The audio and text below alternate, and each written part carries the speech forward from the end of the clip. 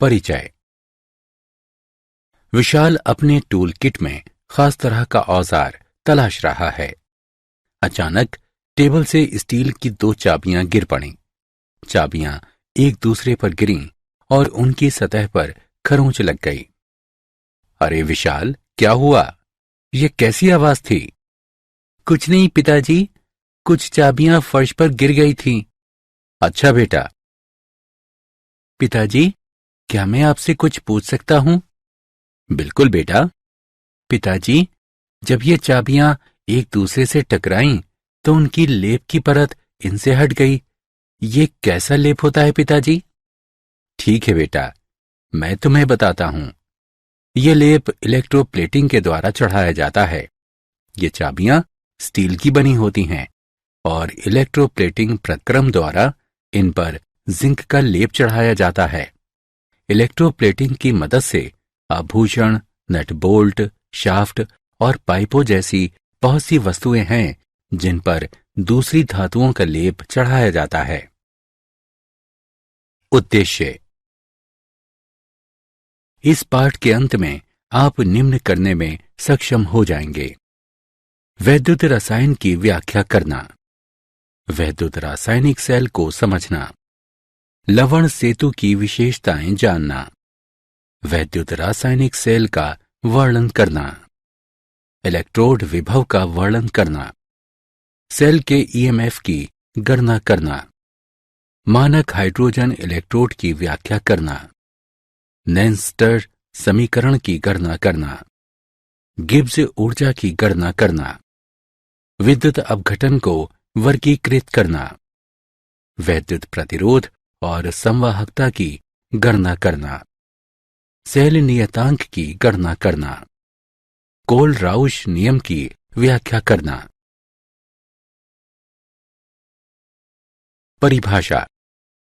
रसायन विज्ञान की वो शाखा जिसमें वैद्युत ऊर्जा और रासायनिक ऊर्जा के संबंधों का अध्ययन किया जाता है और एक से दूसरे स्वरूप में ऊर्जा का आंतरिक रूपांतरण होता है, उसे वैद्युत रसायन कहते हैं। वैद्युत रसायन पर बड़े स्तर पर रासायनिक रूपांतरण और औद्योगिक प्रक्रम आधारित है। उदाहरण: अभिक्रियाई धातुओं का निष्कर्षण, धातुओं का शुद्धिकरण और धातुओं की इलेक्ट्रोप्लेटिंग।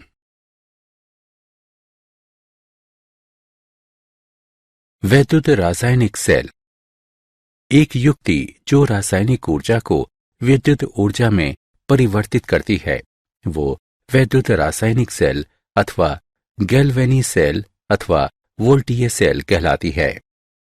किसी वैद्युत रासायनिक सेल में प्रत्यक्ष तरीके से स्वतः प्रवर्तित अभिक्रिया होती है और स्वतः प्रवर्तित रासायनिक प्रक्रम के दौरान विद्युत ऊर्जा के रूप में मुक्त ऊर्जा में कमी लाती है।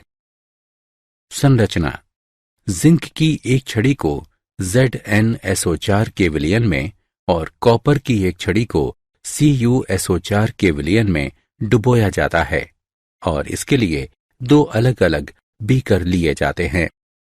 जिंक और कॉपर की छड़ियां इलेक्ट्रोड की तरह काम करती हैं और उन्हें एक वोल्ट मीटर के माध्यम से संयोजक तार से जोड़ दिया जाता है। दोनों वैद्युत अपघटनीय विलयन को लवण सेतु से जोड़ दिया जाता है।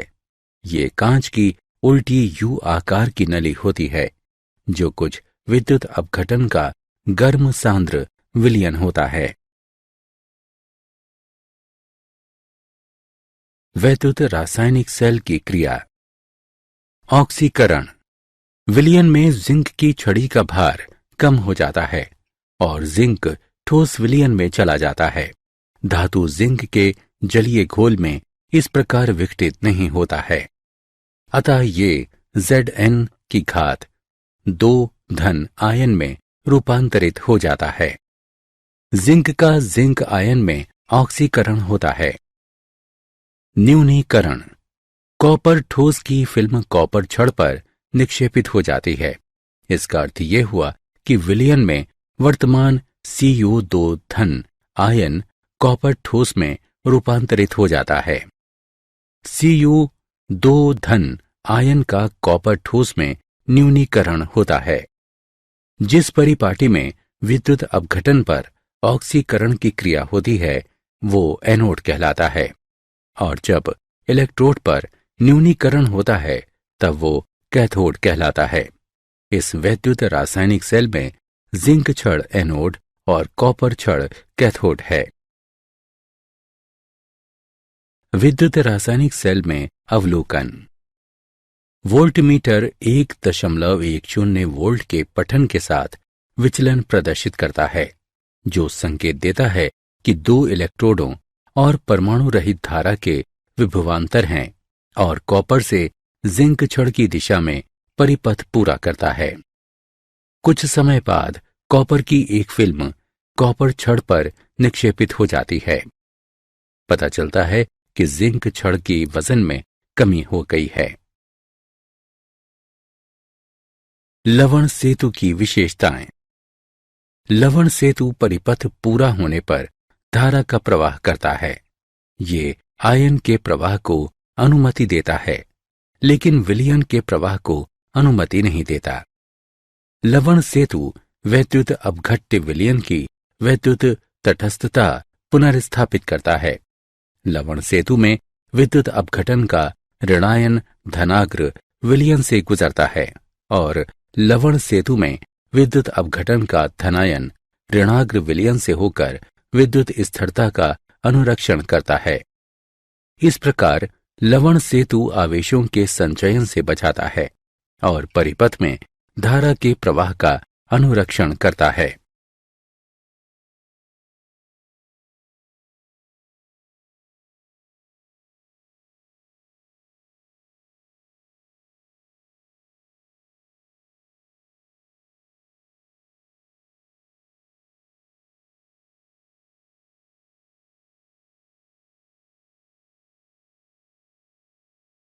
विद्युत रसायन सेल का प्रतिनिधित्व। किसी गैल्वेनोमीटर सेल पर विद्युत रसायन सेल को निम्न ढंग से प्रस्तुत किया जा सकता है। लवण सेल को दो उदग्र रेखाओं द्वारा प्रस्तुत किया जाता है। इलेक्ट्रोड और विद्युत अपघट्य के बीच कला सीमा को एकल उदग्र रेखा द्वारा दर्शाया जाता है।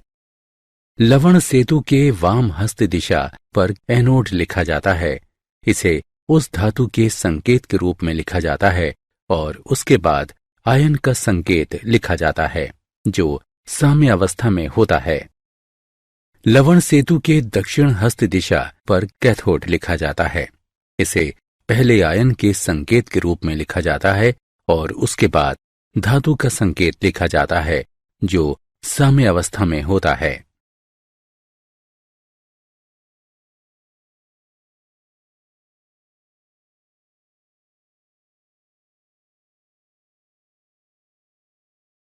इलेक्ट्रोड विभव। किसी विलयन में धातु और इसके आयन के बीच विद्युत विभवांतर इलेक्ट्रोड विभव कहलाता है। जब किसी धातु के पत्थर को इसके अपने आयन के विलयन के संपर्क में लाया जाता है तो तीन प्रक्रम के होने की संभावनाएं रहती हैं। धातु आयन Mn धन धातुई पत्थर के साथ टकराता है और बिना परिवर्तन के लौट आता है। पत्ती की सतह पर धातु का परमाणु N इलेक्ट्रॉन गंवा सकता है और Mn धन आयन के रूप में विलयन में प्रवेश करता है। धातु आयन Mn धन धातु की पत्ती के साथ टकरा सकता है और N इलेक्ट्रॉनों को प्राप्त करता है और धातु परमाणु में परिवर्तित हो जाता है।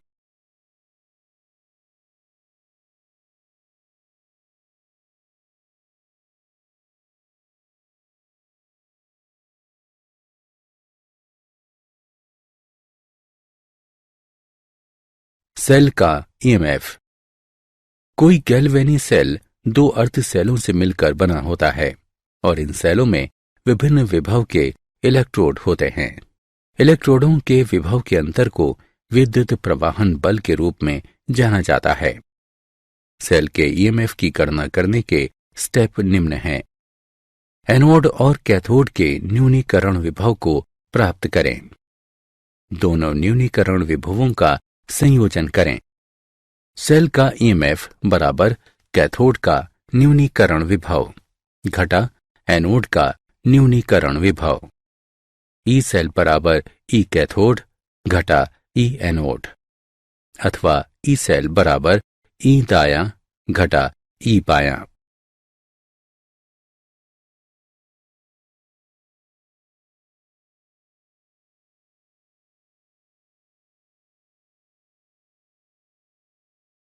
हाइड्रोजन इलेक्ट्रोड का मानक SHE। इस पर प्लेटिनम ब्लैक के साथ प्लेटिनम इलेक्ट्रोड की परत चढ़ी रहती है। प्लेटिनम इलेक्ट्रोड 1m सांद्रण के H धन आयन के घोल में डूबा रहता है। एक परमाणु के दबाव में शुद्ध हाइड्रोजन गैस से 298 केल्विन ताप पर बुलबुला कराया जाता है। प्लेटिनम इलेक्ट्रोड निष्क्रिय रहता है। आधी अभिक्रिया इसकी सतह पर होती है और जिसके द्वारा इलेक्ट्रॉन का आवागमन होता रहता है। हाइड्रोजन इलेक्ट्रोड एनोड अथवा कैथोड की तरह काम करता है, जो दूसरे इलेक्ट्रोड पर निर्भर करता है जिससे वो जुड़ा होता है। यदि SHE एक एनोड की तरह काम करता है तो इस पर ऑक्सीकरण की क्रिया होती है। एनोड अर्ध सेल को प्रदर्शित करता है। यदि SHE एक कैथोड की तरह काम करता है तो इस पर न्यूनीकरण की क्रिया होती है। कैथोड अर्ध सेल को प्रदर्शित करता है। मानक हाइड्रोजन इलेक्ट्रोड का इलेक्ट्रोड विभव 0 की तरह लिया जाता है।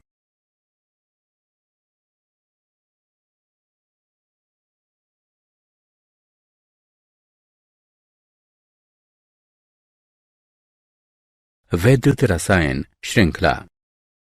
हाइड्रोजन इलेक्ट्रोड का मानक इलेक्ट्रोड विभव 0 रखकर इलेक्ट्रोड की बड़ी संख्या के मानक इलेक्ट्रोड विभव का निर्धारण किया जाता है। जब विभिन्न प्रकार के इलेक्ट्रोडों को बढ़ते अथवा घटते क्रम में सजाया जाता है तो उनके मानक इलेक्ट्रोड विभव का मान एक श्रृंखला में प्राप्त करते हैं, जिसे वैद्युत रसायन श्रृंखला कहा जाता है।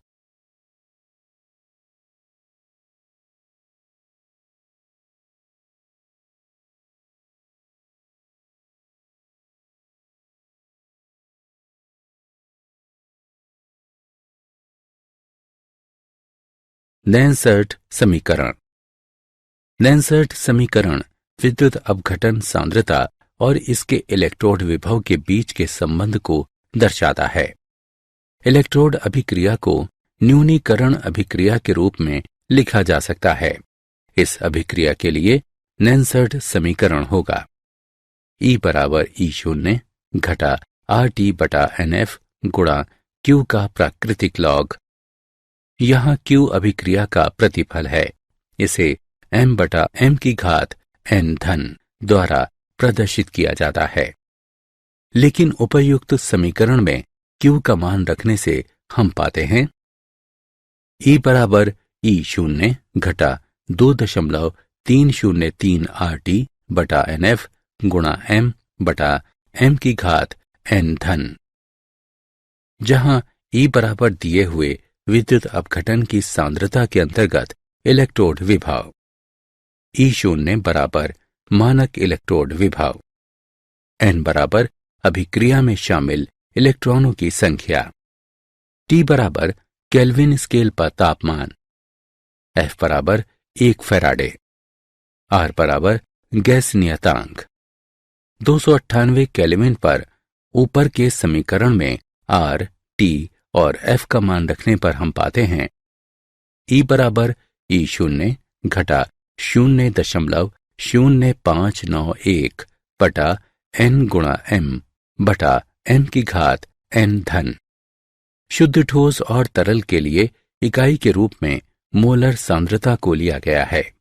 अब ऊपर का समीकरण हो जाता है E बराबर E0 घटा 0.0591 बटा n गुणा लॉग 1 बटा m की घात n धन।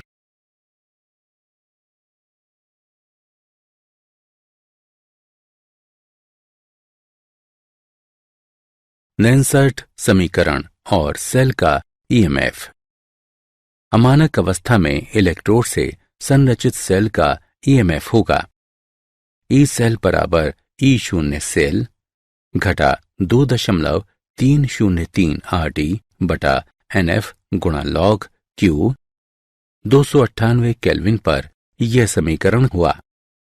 ई सेल बराबर ई शून्य सेल घटा 0.0591 बटा N गुणा लॉग Q। यहाँ ई शून्य सेल बराबर मानक सेल विभव, N बराबर सेल अभिक्रिया के रासायनिक समीकरण को संतुलित करने में शामिल इलेक्ट्रॉनों की संख्या, Q बराबर सेल अभिक्रिया के लिए संतुलित समीकरण से प्राप्त अभिक्रिया का अनुपात। मान लिया जाए कि सेल अभिक्रिया है AA जमा BB देता है CC जमा DD। अभिक्रिया अनुपात का मान दिया गया है Q बराबर C घातांक C गुणा D घातांक D विभाजित A घातांक A गुणा B घातांक B। सेल का ईएमएफ दिया हुआ है ई शून्य सेल घटा 0.0591 बटा N गुणा लॉग C घातांक C गुणा D घातांक D विभाजित A घातांक A गुणा B घातांक B।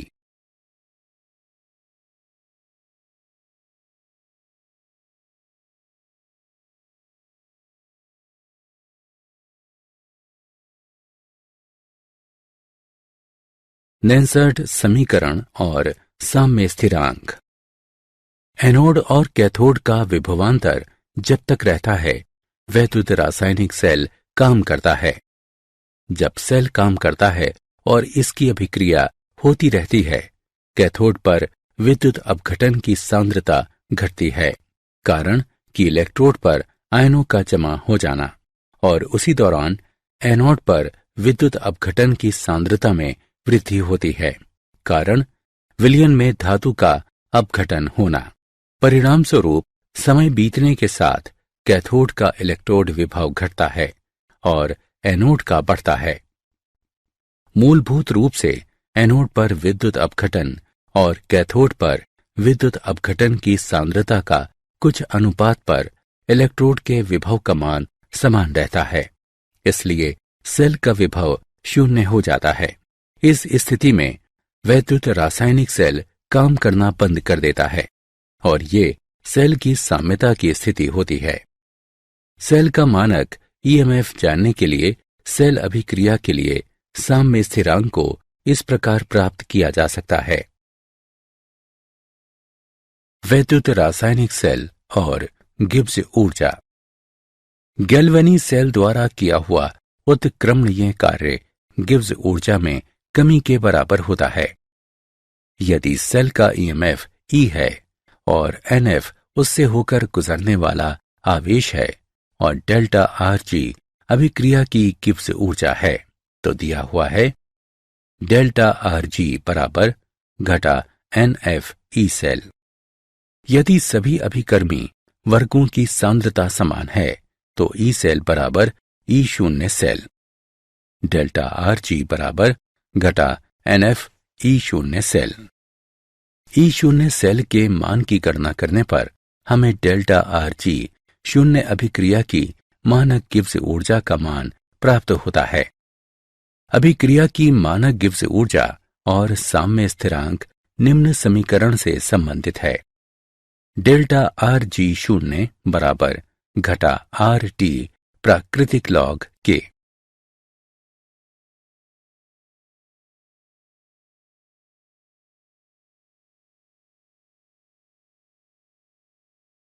चालक। जिन पदार्थों से होकर विद्युत प्रवाह होता है वे चालक कहलाते हैं। चालकों को दो श्रेणियों में बांटा गया है, धातुई चालक और इलेक्ट्रोड। धातुई चालक वे धातु जो बिना किसी रासायनिक परिवर्तन के विद्युत प्रवाह को जाने देते हैं।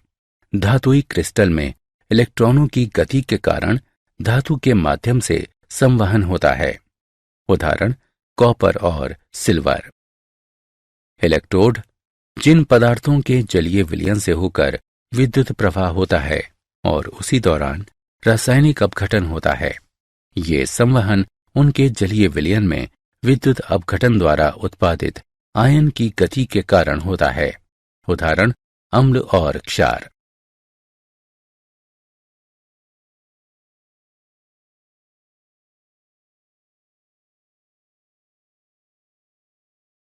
विद्युत अपघट्य का वर्गीकरण। आयनीकरण के प्रसार के कारण विद्युत अपघटनों को दो श्रेणियों में बांटा गया है, प्रबल विद्युत अपघट्य और दुर्बल विद्युत अपघट्य। प्रबल विद्युत अपघट्य ये अपने जलीय विलयन में पूरी तरह आयनित होते हैं। उदाहरण के लिए HCl, NaOH और KCl। दुर्बल विद्युत अपघट्य वे जलीय विलयन में आयनित होते हैं और इनके आयनन के निम्न अंश होते हैं। बिना अलग किए हुए अणुओं के साथ इनके जलीय विलयन साम्य अवस्था में आयन से युक्त होते हैं।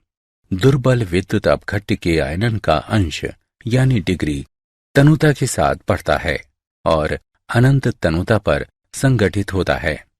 उदाहरण के लिए NH4OH और CH3COOH।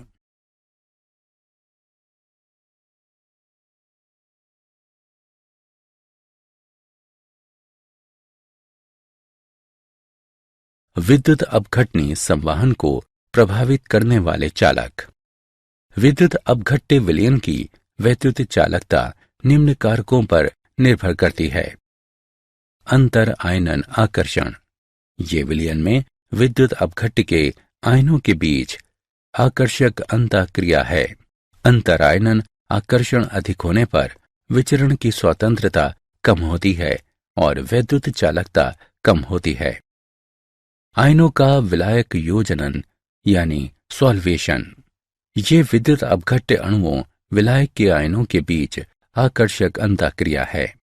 विलय विलायक अंतःक्रिया अधिक होने पर विलायक योजनन में अधिक विस्तार होता है और विलयन की वैद्युत चालकता कम होती है। विलायक की श्यानता। ये कारक विलायक अणुओं के बीच आकर्षक अंतःक्रिया पर निर्भर करता है। विलय विलायक अंतःक्रिया अधिक होने पर श्यानता अधिक होगी और वैद्युत चालकता कम होगी। तापमान। विद्युत अपघट्य विलयन का तापमान बढ़ने पर आयनों की गतिज ऊर्जा भी बढ़ जाती है। परिणाम स्वरूप वैद्युत अपघटनी विलयनों का वैद्युत चालकत्व बढ़ जाता है।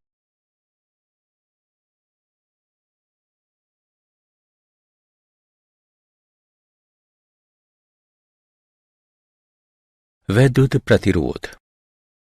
प्रत्येक चालक पदार्थ में विद्युत प्रवाह में अवरोध उत्पन्न होता है, जिसे प्रतिरोध कहते हैं। ओम का नियम। इस नियम के अनुसार किसी संपूर्ण चालक का विभवांतर इससे होकर गुजरने वाली धारा के सीधा समानुपाती होता है। V बराबर IR अथवा V बटा I बराबर R। चालक से होकर प्रवाहित होने वाली धारा के विभवांतर का अनुपात अचर रहता है और ये चालक का प्रतिरोध कहलाता है। इसकी इकाई ओम है। प्रतिरोधकता। 1 सेंटीमीटर लंबाई के चालक के साथ 1 वर्ग सेंटीमीटर के अनुप्रस्थ काट के क्षेत्रफल द्वारा उत्पन्न प्रतिरोध के रूप में इसकी व्याख्या की जाती है। किसी चालक का प्रतिरोध उस चालक की लंबाई का सीधा समानुपाती और उसके अनुप्रस्थ काट के क्षेत्रफल का व्युत्क्रमानुपाती होता है। R बराबर रो L विभाजित A, जहां रो विशिष्ट प्रतिरोध अथवा प्रतिरोधकता के रूप में जाना जाता है।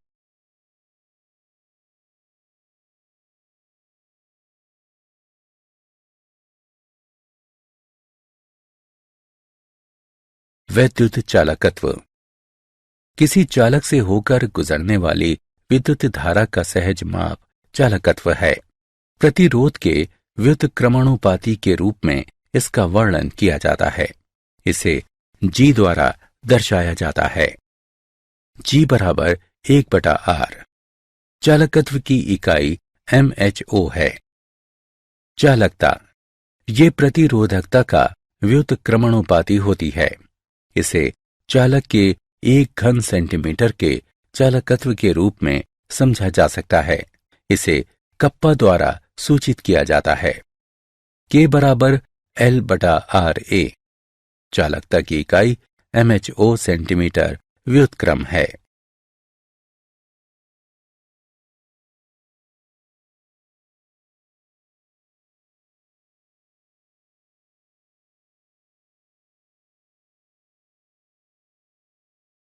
वैद्युत अपघट्य विलयन की मोलर चालकता।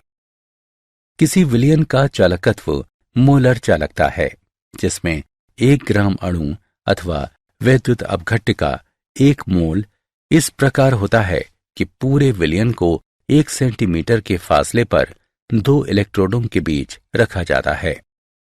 इसे लैम्डा m द्वारा निर्देशित किया जाता है। किसी विलयन के 20 सेंटीमीटर घन के लिए 1 मोल वैद्युत अपघट्य विलयन को 1 सेंटीमीटर फासले पर 2 बड़े इलेक्ट्रोडों के बीच रखा जाता है। इस तरह चालकता और मोलर चालकता के बीच के संबंध को इस प्रकार दर्शाया जा सकता है। लैम्डा m बराबर कप्पा और आयतन का गुणनफल। मोलर चालकता के उदाहरण। व्यास 1 सेंटीमीटर, लंबाई 50 सेंटीमीटर के किसी स्तंभ का वैद्युत प्रतिरोध 0.05 मोल प्रति लीटर NaOH विलयन में 5.5 गुणा 10 पर घातांक 3 ओम है, तो प्रतिरोधकता, चालकता और मोलर चालकता ज्ञात करें। अब हम हल करते हैं। यहां दिए हुए मान हैं R बराबर 5.5 गुणा 10 घातांक 3 ओम, C बराबर 0.05 मोल प्रति लीटर, R बराबर 0.5 सेंटीमीटर, L बराबर 50 सेंटीमीटर। हम जानते हैं कि क्षेत्रफल बराबर पाई R वर्ग। मान रखने पर हम पाते हैं क्षेत्र बराबर 0.785 वर्ग सेंटीमीटर। हम जानते हैं कि R बराबर रो L/A। मान रखने पर हम पाते हैं प्रतिरोधकता बराबर 87.135 ओम सेंटीमीटर। हम जानते हैं कि चालकता प्रतिरोधत्व का व्युत्क्रमणोपाधि होता है। मान रखने पर हम पाते हैं चालकता बराबर 0.01148 सीमेंस सेंटीमीटर व्युत्क्रम। हम जानते हैं कि मोलर चालकता बराबर कप्पा गुणा 1000 विभाजित C। मान रखने पर हम पाते हैं मोलर चालकता बराबर 229.6 सीमेन वर्ग सेंटीमीटर मोल व्युत्क्रम।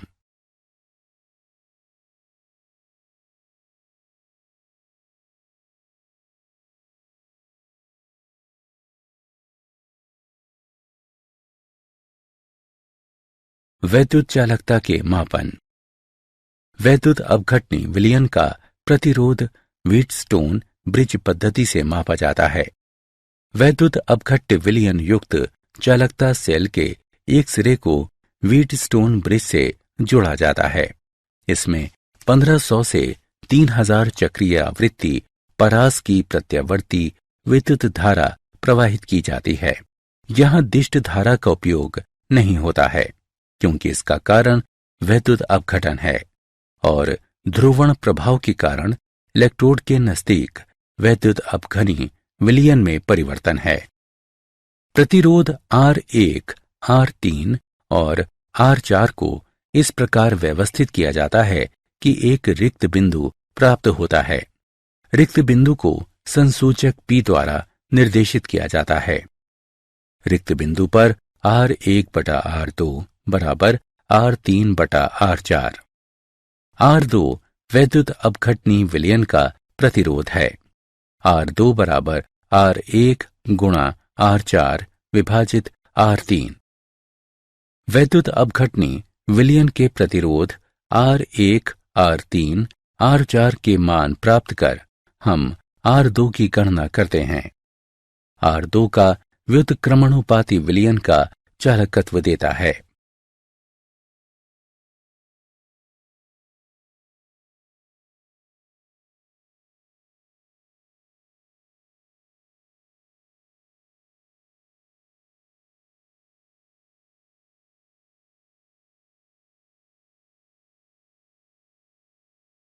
सेल नियतांक। सेल नियतांक बराबर होता है चालकता बटा चालकत्व के। इसे जी एस्टेरिस्क द्वारा प्रदर्शित किया जाता है। इसकी व्याख्या इकाई सेंटीमीटर व्युत्क्रम के रूप में की जाती है। जिस मानक विलयन की चालकता ज्ञात होती है, चालकत्व के माप द्वारा उसके सेल नियतांक का मान प्राप्त करना आसान हो जाता है। इस उद्देश्य के लिए केसीएल के मानक सेल का उपयोग होता है। विभिन्न सांद्रता और तापमानों में जिसकी चालकता ज्ञात होती है। सेल नियतांक बराबर 0.0128886 बटा x। एक बार सेल नियतांक ज्ञात हो जाने पर वैद्युत अपघटनी विलयन के चालकत्व अथवा प्रतिरोध से चालकता की गणना की जा सकती है।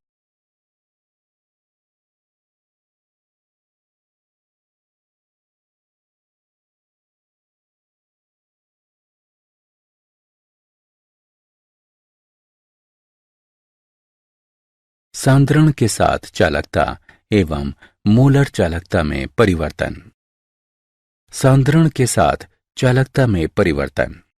वैद्युत अपघट्ट के 1 सेंटीमीटर घन के चालकत्व को चालकता की तरह समझा जा सकता है। तनुता में वृद्धि के साथ 1 सेंटीमीटर घन में आयनों की संख्या में विलयन कम होता है। वैद्युत अपघट्ट विलयन की चालकता भी तनुता बढ़ने के साथ घटती है। सांद्रण के साथ मोलरता में परिवर्तन। समान सांद्रण के लिए कठोर वैद्युत अपघट्ट लैम्डा m के मान दुर्बल वैद्युत अपघट्ट की तुलना में अधिक होता है। तनुता के साथ वैद्युत अपघट्ट की मोलर चालकता बढ़ती है।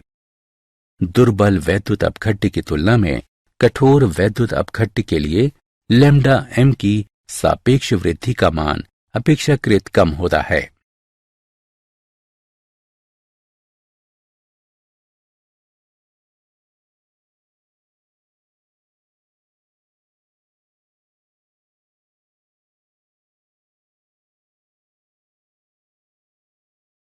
सांद्रण के साथ मोलर चालकता की ग्राफीय प्रस्तुति।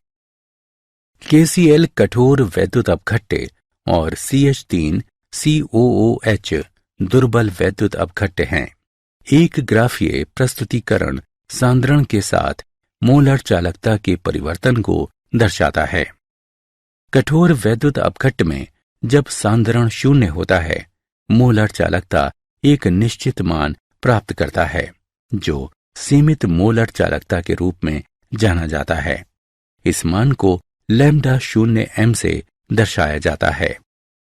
एसिडिक अम्ल की तरह निर्बल वैद्युत अपघट्ट के मामले में सीमित मान प्राप्त हो, इसके लिए कोई संकेत नहीं मिलता है, क्योंकि जब सांद्रण 0 हो जाता है तो ग्राफ लगभग y अक्ष के समानांतर हो जाता है। कोलराउश का नियम। कोलराउश के नियम के अनुसार किसी असीम तनुता में जब वैद्युत अपघट्ट पूरी तरह अलग हो जाता है तो वैद्युत अपघट्ट के लिए प्रत्येक आयन निश्चित योगदान देता है, विपरीत प्रकृति के अन्य आयन के साथ जुड़ा होता है। असीम तनुता पर किसी वैद्युत अपघट्ट की मोलर चालकता को इसके अलग आयनों के योगदानों के योग के रूप में व्यक्त किया जा सकता है। हमें लगता है लैम्डा नॉट धनात्मक और लैम्डा नॉट ऋणात्मक धनायन एवं ऋणायन की सीमांत मोलर चालकता को प्रदर्शित करता है। असीमित तनुता पर वैद्युत अपघट्ट की सीमांत मोलर चालकता दी हुई है। V धनात्मक लैम्डा नॉट धनात्मक, V ऋणात्मक लैम्डा नॉट ऋणात्मक। जहां V धनात्मक और V ऋणात्मक। प्रत्येक इकाई सूत्र द्वारा धनात्मक आयन और ऋणात्मक आयनों की संख्या प्रदर्शित करते हैं। कोलराउश नियम के अनुप्रयोग। कोलराउश नियम के कुछ महत्वपूर्ण अनुप्रयोग निम्न हैं। दुर्बल वैद्युत अपघट्य की सीमांत मोलर चालकताओं की गणना। दुर्बल वैद्युत अपघट्य के सीमांत पृथक्करण की गणना। दुर्बल वैद्युत अपघट्य के पृथक्करण नियतांक की गणना। अल्प घुलनशील लवण की घुलनशीलता तय करना। जल के आयनन उत्पाद की गणना। सारांश। आइए हमने जो कुछ सीखा है उसे संक्षेप में दोहराएं। रसायन विज्ञान की वो शाखा जिसमें वैद्युत ऊर्जा और रासायनिक ऊर्जा के संबंधों का अध्ययन किया जाता है और एक से दूसरे स्वरूप में ऊर्जा का आंतरिक रूपांतरण होता है, उसे वैद्युत रसायन कहते हैं। एक युक्ति जो रासायनिक ऊर्जा को विद्युत ऊर्जा में परिवर्तित करती है वो वैद्युत रासायनिक सेल अथवा गैल्वेनी सेल अथवा वोल्टीय सेल कहलाती है। इलेक्ट्रोड जिस पर ऑक्सीकरण की क्रिया होती है उसे एनोड और जिस पर न्यूनीकरण की क्रिया होती है उसे कैथोड कहते हैं। लवण सेतु परिपथ को पूरा करने के लिए धारा के प्रवाह को गुजरने की अनुमति देता है। ये आयन को प्रवाह की अनुमति देता है, लेकिन विलयन के प्रवाह को अनुमति नहीं देता है।